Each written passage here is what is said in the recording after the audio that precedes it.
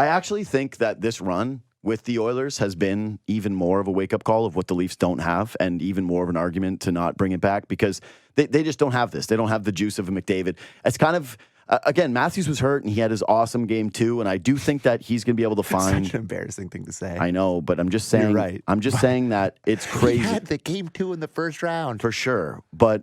I'm just saying at least it was a real sign of encouragement before he did get injured. So I'm giving him the caveats. Yes, but good. I don't know how you could have a pulse and watch the Leafs these past 8 years and go, oh, well, they've got some of this juice. It's like, no, they don't have that extra it factor of the McDavid of, oh, I can't wait for you to doubt me again. When the Leafs get doubted, they're like, I can't believe you doubted us again. The media mentioned it, the players and the fans, they hate us. The puck didn't go in. We had some good looks. We had bounces. It's like they're a loser mentality squad. And the core four has been built on this, and we've known it for quite some time. And the more I watch the Oilers, the more I'm like becoming almost apathetic about the potential for this to roll over and watch the core four again for another regular season. Like, I think that this is somehow making it worse that the Oilers are doing this. And yet we're a couple weeks away now from free agency. We're a week away from the draft. The draft's next Friday. Yeah, they're actually having the draft in the third period of Game 7. Yeah. I love, so late. Yeah, but I love the condensed schedule. I love how it just goes like bang, bang, bang. But that should have happened like a month ago. Sure. How are you, like, what is your level of optimism right now that something's going to change? Because I saw Kipper's report where they're like, whoa, Leafs might like Jake DeBrusk. And I went, this is the capital of the others, right? Because you and I always talk about the outside of the core. What are they sticking on and going, oh, and ooh, it's a big guy who is a good transition player, and that's what the Leafs need. And you go, no, what the Leafs need is not the same 4 guys to be coming back and playing for this team again. I really want to say that I just have no idea. I really don't know which way they're going to go because the smoke screens are out, bud. Yeah. Like, we're seeing the extent, like I saw. No, but the Marner camp stuff is real. But I saw the tweet about Biz saying that they're looking at an extension. You know, Drager's talking about an extension. They're talking about trades. They're talking about. I don't know what to believe, and I can't really believe that Brad Treliving is thinking about extending Mitch Marner in this market. Because sure, you can have the conversations about knocking on the door a million times, and one of these times you finally break through. But they've just never shown any ability to do it outside of 1 year where they made it to the second round and won 1 game in the second round. Like, he's the obvious one to trade. Obviously, we've been talking about it forever. But I can't believe that they would come back with him. Or the other scenario is bring him back, not sign him, and then let him walk to UFA. That's a franchise ruiner. You can't do that. You can't let him go for nothing. They're in a really tough spot with him. I don't really know how this is going to play out. I want the extension. You want the extension. Here's why. You got to give him the extension, but you can't give him any no move. Okay, well, he's not going to do it. Well, then... End of story. Okay, well, then that's the way it is. But that is the crucial point for Treliving and the hardball. And if you're Mitch Marner, too, that's actually a way for the fans to not despise you. Because I do think that it's very much like we get a little too granular with it at times where we're online and we live in media and we think about the way Marner's perceived. And ultimately, this is a multimillionaire who's spending his time golfing and in Muskoka and traveling around. He's with his close family and friends. And when he's at the game and he's at the arena and he scores a goal, the fans still cheer. They're not going to boo him. Yeah. When he goes to what do they do, the youth night? Yeah. Most of the kids are still wearing Marner jerseys, right? I don't think he's going to feel it. He might feel it more than some other guys because I think he and his camp are more online. They seek it out. Yeah, exactly. They're always looking for it. Like I said, they'll be listening to this right now. Like There's just no doubt about it. They listen to every single thing. They're taking it all in. There's somebody within the group that clocks it all. That is basically keeping receipts. They keep all the receipts. If I'm him, that's what I would go for. Is okay, so I can get the most money here, right? Because that extension, you can still get the most years. So you're still given that extra year, but your one capitulation, if you're Mitch, is going, hey, man, we know you can't take like a massive haircut on the money. We know you're going to get the William Nylander contract, essentially. Like, that's going to happen. So why not get that here? Why not get financially secured? Why not get the opportunity to rehabilitate your image here in Toronto and play out that 1 year? And then if it doesn't work again, we're going to hold the cards in terms of what your future might be. That's, to me, at this point, the best case scenario, because the pie in the sky stuff about trading him to Vegas just doesn't sit right with me. There's two reasons. One, it just feels so much like, well, Vegas is the natural suitor for anybody that's like a depreciated asset. They're the depressed asset killers where they find them and they turn out to be studs. They're like the Lakers in terms of trade rumors, where everyone's always rumored to go to the Lakers. And it's like, oh, Lakers are going to trade for this guy. Lakers are going to trade for every single player who ever played. Vegas is now kind of becoming that for hockey. So I do wonder if it's a little bit of that and a little bit of that team being like, no, we would actually do this. Of course, we would try to turn a couple of pending free agent defensemen into Mitch Marner on an extension. And of course, this is going to work out for us. But even when I see those Marner trades, I look at some of them and I go, all right, shit, they don't like good player, good defenseman. Getting a pending UFA D-man who is, you're still losing that Marner trade. Yeah. And doing it under the gun, doing it with him having all the control, it's just hard for me to imagine the Leafs doing it. And I don't want to see Mitch Marner play for the Toronto Maple Leafs anymore. I think that he's gotten a bit of a raw deal in terms of he takes more heat than any other Leaf. It's because he's the last guy to sign the contract. It's because his last contract was so aggressively bad in the way that their camp handled it and all of it. Like, there's a million reasons to be upset with Marner, but I do know that it's my dumb sports fan brain that is going like, just make the trade, just make the trade, just make the trade. You've had the sober second thoughts, though, because we've had these conversations multiple times where you've been like, I don't care if they lose the trade. I don't care if they lose the trade. Because I've always thought they were going to lose the trade. They have to look different. This is the thing about losing the trade that has always bothered me. I can't stand the framework of, well, you're going to lose the trade. So okay. Yeah. Like, there's other ways to win it, which is the goal is not to just lose the trade and then be a worse hockey team and then never get to where you are. The cap space that you would get from one of these trades is a massive asset where you can move something else out. That's it, is try to get creative. And I do think that there is a loser mentality in that room. They always talk about how great it is and how they love each other and that they believe in one another. But ultimately, I think that it's the same thing where you've experienced the same thing over and over and over again. You start to expect that. You start to manifest it. And I don't think that these guys have that dog in them. I don't think that they have that gear to kick in and go, this time it's going to be different. They've been given that in ample opportunity over and over and over again, and they've gotten through one playoff round. I've seen enough. One of the things that really jumped out to me, and I know it's Ryan Reeves, I know it's a free agent signing last year, but in his first Zoom availability, I remember he's sitting on his patio and he was talking, and he said, I've heard it's a quiet room. Yeah.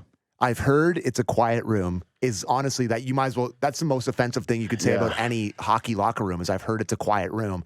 And that tells you a lot about the way it is. And I know Ryan Reeves, the kind of guy he is, but like there's a perception people talk.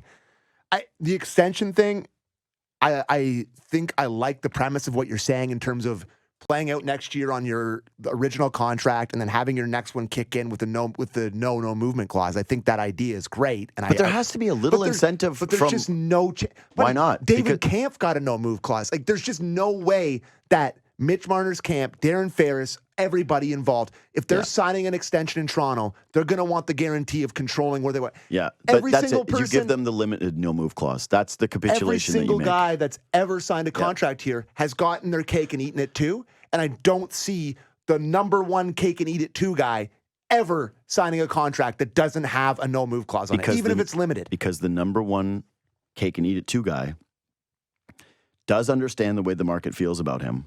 For sure. And has to understand that if he extends in Toronto, Mitch Marner, no move, 11 sheets a year. No, it's 8 years. The vitriol is going to be brutal. He'll probably be, I'm trying to think about like the least popular athletes that have ever been in this city. He's going to be one of them amongst a certain group of people. He is just always going to have the target on his back the rest of his career here. And let's be honest, I think that he's proven that he is not the kind of guy that deals well with added pressure. He's not McDavid. No. He's not like, sure, bring it on, world, and then he'll just take care of business. He is the type of guy, and which is so weird about his group's lack of desire to go try somewhere else too, because you would think, hey, man, ultimately, it's one thing for the people around you to be saying something, but for you personally, like, wouldn't you love to go play in Los Angeles and be on the beach and have playing in Toronto's probably pretty sick, you know? Yeah, but I'm just saying it's where he's from. It's where, like, But don't you want to be liked? Don't you want to go somewhere and have people root you on and have them really care about you and not have to deal with this, have to deal with you and I breaking down anyway. I know if it was me, I'd want to get the hell out of here.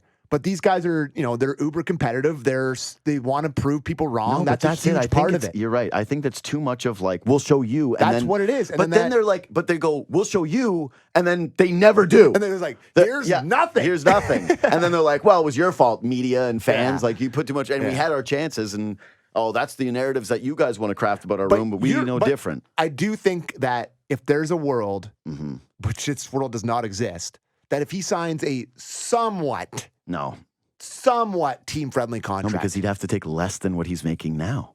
No, if he took exactly what he's making now or a little bit more and didn't have a no-move guess what? clause. I'll tell you this right now. Never happening. I do not want him at what he's making now. Yeah, I think with the cap going up. No, that's not right. Even with fine. the cap going up. He's a close to 100-point winger who plays Selke-level defense. Yep, kills in the regular penalties, season. for sure. But you still got to get to the playoffs. Dude, he's an $11 million player. He is the consummate regular season player. Could not be any different than Johnny Gaudreau. Same things. No, that's wrong. He's better than Johnny Gaudreau. I'm just saying that Johnny Gaudreau had the same stuff where it was like, oh man, this guy's lights out. You got to pay this guy. Can't lose this guy in a trade. You watched him in the playoffs when he was up against McDavid in a big moment. You went, where is he? What line is he on? What number does he wear? And I feel the same way with Mitch Marner. Even this playoffs, there was nothing more Mitch Marner than having his spectacular goal when all the pressure was off and they're down and the game is essentially over. And he's like, look at this, highlight reel. And how about through the legs, backhand on one knee? Sick, man. It was a sick goal, though. Yeah, great. Probably the nicest goal of his career. Do it when it's 1-0. I know. Like, do what Connor Brown has done. I know. Go do that. Ultimately, like at the end of the day here, it's training camp. It's September. We're starting up. Is he a Toronto Maple Leaf? Yeah. Yeah, I think so too. Yeah. I think so too. Here's who I think are the Toronto Maple Leafs to start training camp. All of them. Yeah. And welcome everyone. And get ready to learn Jake DeBrusk is bringing a new Jake DeBrusk, having been on the Bruins, knows what kind of an element. It's like, wait, didn't you get that with Bertuzzi? Leaf killer comes here. Yeah, doesn't kill anyone. And I actually like DeBrusk. Me too. Like I really do think that would be a good signing for this team. Me too. I'm very not opposed to it. It's just this is the same thing. Bertuzzi, DeBrusk, I don't care. Bunting, all of the guys that are around the core. It doesn't matter. It's not going to drive the bus. How many times can you do it? 9 times? Yeah, I where know. you paper new guys to the core and have it work and not work? It's just. And then there's this thing too, which is, and I actually said this ahead of the Nylander thing, which is eventually they're going to go into this season, and then Tavares is going to be in a UFA. And they're probably going to play real hardball with him because he's going to have far less options, and he does have a young family here. Yeah. He wanted to be here. And if you're talking about like actual legacy rehabilitation stuff for Tavares, I think for him, especially as he gets later in his career wanting to win, he will have a bunch of competing interests that will work well for the Toronto Maple Leafs, which is, hey, dude, you can still make millions of dollars. You're already rich. You can stay here planted in Toronto, and people are going to love you for taking a huge haircut, much like the other guys that have done it, the Spetzes, the Giordanos. Of course, he's different because he's going to be more valuable than them hitting free agency. But if you recall, Gio left a couple $1 million a year on the table when he did it. And I think it was Spezza that had the quote of, if I could have taken less, I would have.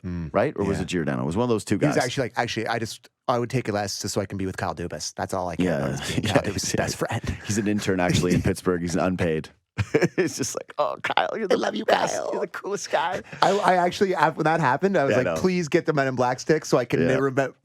I don't want to have the memories of me liking Jason Spezza. I don't even want to. I just reminded me that I probably have 1 million I love Spezza tweets out there. I'm going to go delete them. I'm doing that right now.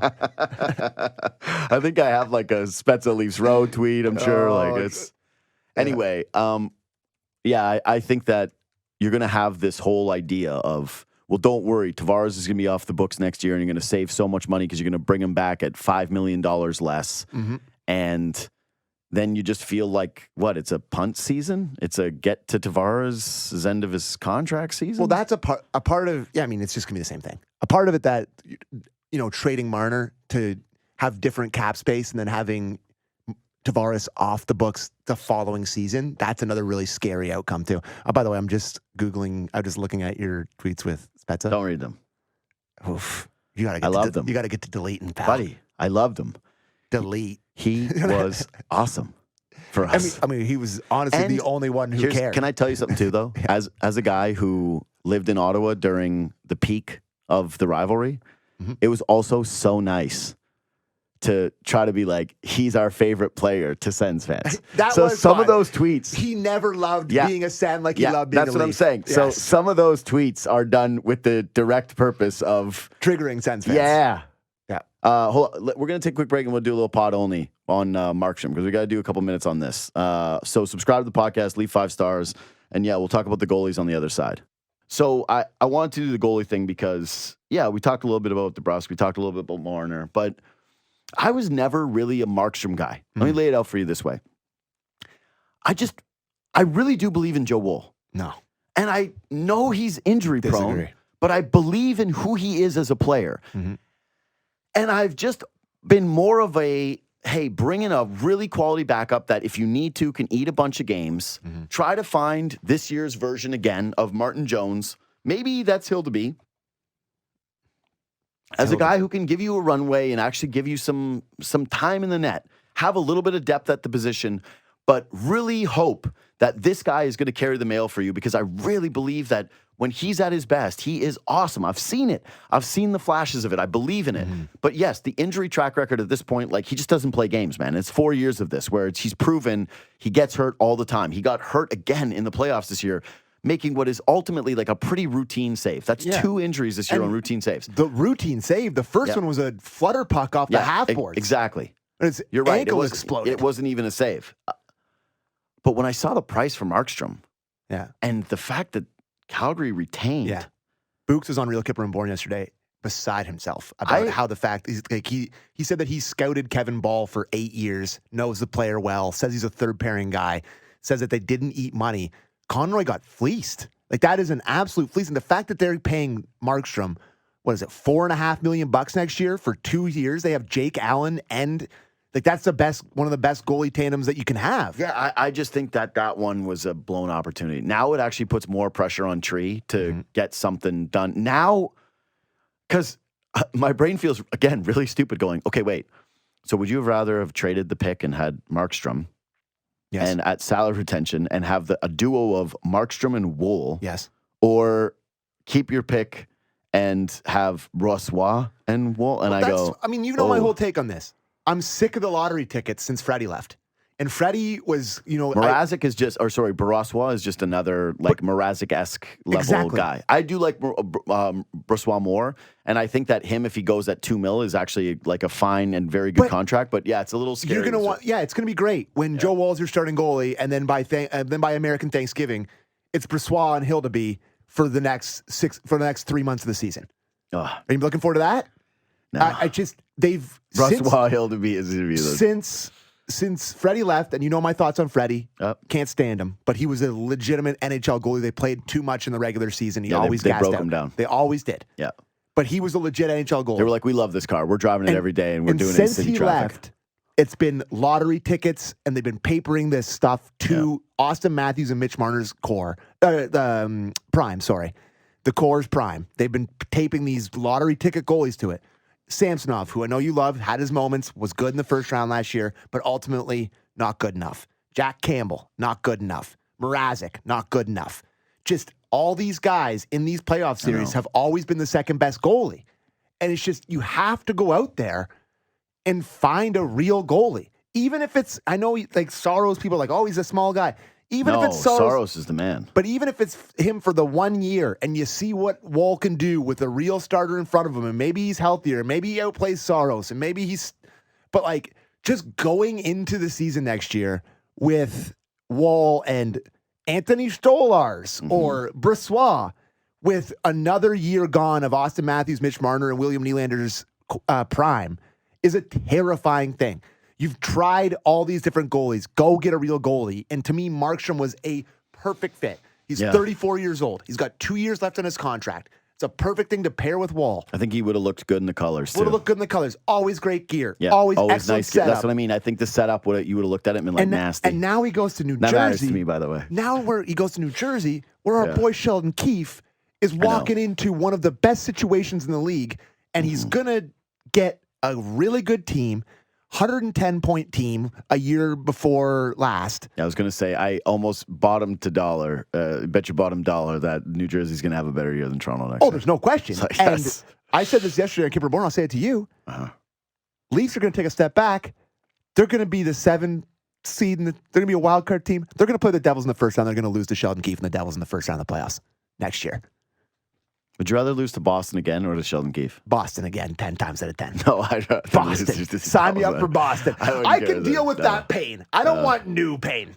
No, I just rip off that old scab. Don't cut me again. No, I've genuinely reached my limit of losing to Boston. Nah, that's right. I've reached Did you see that Stats Sports stats? Who's the Sportsnet stats guy? I don't. They hate Toronto sports. No, I know. Like I love it because I use their stats all the time. No, for my it's just lineups. that they know. They're like 20 straight losses to Boston teams for Toronto sports. I'm like, they just know. Come on. They know. I know what gets the people going. I know. Sportsnet stats. I love you. I just can't do any more Boston losses. I would take New Jersey 10 times out of 10. I just to have them to beat. I actually think that this is so sad. I think beating Boston is like if the Leafs beat the Bruins, that's the closest thing to any of the teams winning a championship. it's like obviously Raptors, Leafs, Jays championships, Argos matter the most to me. After those things. Beat the Bruins in a playoff series, I'd like hang a banner in my office. Imagine, Leaf X in the first round this year fired one in overtime, Game 7. How the conversations would be different. Maybe not, because they probably would have got wallpapered by Florida and it wouldn't have mattered, but just how fun that would have been. No, having that don't moment care. Yeah, where you finally slayed the dragon. It's like, we did it. It felt so good. It would feel so good. Have a parade for that. Yeah, I know. Beat Boston parade, honestly. Anyway, I think I'm with you, though. Just the price for Markstrom is. Here's my only Saros thought, because I'm a Saros guy. I love Saros. Love him. But I'm making too many cross-sport references today, but we now know that small point guards don't age well, right? Mm-hmm. It's my Kyrie thing of why I think that the Mavericks window is closing. It's going to close real fast. Is even for a guy that can make all the shots, you lose a little bit of a step. We saw it with Chris Paul. Always broke down every playoff. It's just, we've seen it, frankly, in this market with Kyle Lowry. Like Kyle Lowry, when you had a tandem of him and DeRozan, the guys that are the sub 6'4" guards, come NBA playoff time, especially as the age, is not really a history of them having success. Mm-hmm. And I wonder what that looks like for a sub 6-foot goalie as he enters his 30s and he maybe loses a step. I don't think that it's going to be like immediate, but you look at Bobrovsky, for example, and how people went, oh, the contract's so bad and he's aged poorly into this deal. And then he finally comes back and he's amazing. Mm-hmm. He's also a monster. No, he's big. Like he's a huge dude. Yeah. When you lose in that step and you still have at least that side, you can still make up for some of it. And so I just feel like maybe the margin for error. This is just a dumb guy talking. No, but you're right. But the thing that to me is the most enticing thing, we're year to year here in this Leafs run. Like this is a year to year thing, and the fact that he's got 1 year left on his contract, if he comes in next year and he's showing more signs of breaking down, I just don't know why they would give him up. Because they have their number one prospect outside of the NHL is Askarov. They took him 11th overall. He had an unbelievable season with the Admirals this year. He's the next one. He's going to get called up. Eventually, there's going to be a goalie controversy. They're not going to pay. They're not going to pay an aging goalie that money when they have that guy in the minors. I really do believe that they're going to think about moving Saros if they can get a good package for him. I think there's a possibility of it. Here's just my only case against is that Nashville loves to compete. That's one of their things. For sure. Like they're not a team that goes into rebuild mode. I give them full credit because they're always plucky. They're always competitive. They always make the playoffs. They're a good team. Good market. Is part of the Poile, remaining leftover, legacy of and the Nashville Trots will be Predators. the exact same way the entire time. That's what I'm saying, is that they are always going to try to win hockey games. Mm-hmm. They're not going to be we're going for Gavin McKenna in the draft. That's not going to happen.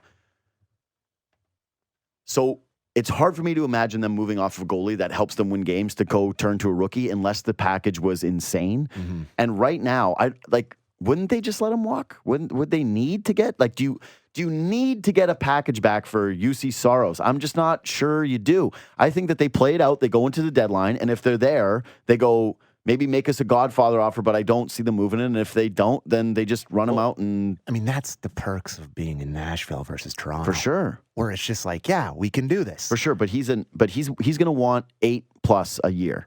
And I don't know how I would feel about paying 8+ for Saros. Yeah, not to do Nashville Predators talk here, but I was just looking at the playoff history. They're in the playoffs all the time. Yeah, dude, that's what I'm saying. Their first they don't miss. Since their first 4 seasons in the league, they've been in the playoffs every year except one. But this is what I'm saying about this offseason, them trading him. Yeah. It would be fairly strange to me to be going to like an unproven commodity unless they had a different strategy. And then the other thing, too, is what is going to happen with the Bruins? Yeah, like there's just no shot that they're trading not to the Leafs. Leafs. But I'm just going like right now, too. Okay, you just saw what the price was for Markstrom. Why would you trade UC Saros for that? Yeah, they're like, that was an idiot trade. Yeah, they go, hey, thanks. You just proved to us that guys are buying those goaltenders for cheap. They're kind of in a similar class. Markstrom and Saros, I don't view them as worlds apart. I like Saros a little more. I'm just looking at Askarel's numbers here. He's a first round pick. He's 22. He's 6'3". Yeah, but 22 is so young for a goalie, man. I don't think you're throwing his feet in the fire. Like they could even give Saros like a 2 or 3 year contract with a big AAV and like pair them together and just kind of have. You don't have to have to move. You're going to live here. Nashville will pay you. Yeah, I don't. Talk me to that one. I got nothing now, buddy. Yeah, so now it's, here we go, Brissois. Brissois time. I was going to say, if Boston makes the Allmark trade with you, then you can also write down in pen, Allmark sucks. Oh, and it's no question. And the first round pick you give up for him is turning into the next star of the Bruins for 15 years. You almost can't do that trade if you're the Leafs. Of course not. Like, you can't do another gooltender trade with Boston. Oh, yeah. The last time you did it didn't work out too hot. It was one of the worst trades in the history of the franchise. No question. You're right. I think Allmark's a good goalie. Allmark getting the Ray Kropp treatment would be like too funny if people started wearing this jerseys behind the net. I don't know if this is more of a. You wouldn't get allowed into the stadium now. I think like modern day. No, you know how remember those guys that stood behind the net with like Ray Suck. Oh yeah. Like Ray Soft jerseys. Yeah, that would be allowed now. I don't think that you could get in. It's funny because the only thing I think of when I think of Allmark. Yeah. Is clearly he won the Vezina, and he was very good last year for them. And he was good again this year. Yeah, he's a fake Vezina winner. But you know what the funniest part about it is? Yeah. I can't get by that. I was praying for him to start games in the first round. No, there's no way. Right? No, there's no way. It's like I was just like, no, you can't try to start Allmark. Trying to beat the only game, and he was excellent in that game. Trying to beat Boston with the backup they chose to move off of. The older guy, as they play the kid that you passed on in the draft. But I defend that one. Ian Scott had pedigree. He was the best goalie. He was the best goalie in the CHL. He was a pedigree guy. Is a all-time what if? Yeah. And if you follow it close because he got hurt. Yeah. But he was a stud, and he was playing like a stud. So that's what they got him in the 4th round. It's one pick later. It clearly is awful. It's a Leafy thing. But yeah, same. It just doesn't. Yeah. Anyways. Same. All right. Well, that's where we're at. Yeah. We think the team's coming back the same, but maybe plus Jake DeBrusk, with and no the goaltending situation is looking dire. Sick. No pressure, Brad. Leafs Talk's gonna rule next year. Please do something for Leafs Talk. Dude, I like doing a Leafs Talk next February where it's just Marner against like the Blue Jackets. Yeah. It's just my nightmare right now. The thought of that just sends shivers up and down my spine. But we can't. I honestly have fear of doing the shows where he's unsigned. And all year, it's going to be, especially with Kipper, it's going to be the number one conversation the entire time about how he's unsigned, how the price tag's going up with every point. We did it with Willie. No, and then they paid him at the peak of his power. And he's a good player and clearly, but it's a terrifying thing to go into next year. I just think that the first sign of bringing back Shanahan, the idea that it's still acceptable. I know. Why would you think that they're not going to look at the core 4 and go, yeah, it's still acceptable? Why would you think they're not going to put the screws to Marner? Because if they would have, it would have happened already. But the great what if, and one that I always talk about, is that I really do think if Kyle Dubas had stayed, he would have traded. He would have traded Marner last year before it kicked in. Yeah. And last year was obviously the summer to trade him, and I don't blame. I love it. That's where we're so broken now that people are going even the most anti-Dubas guys are if Dubas stayed, the team would be in better shape.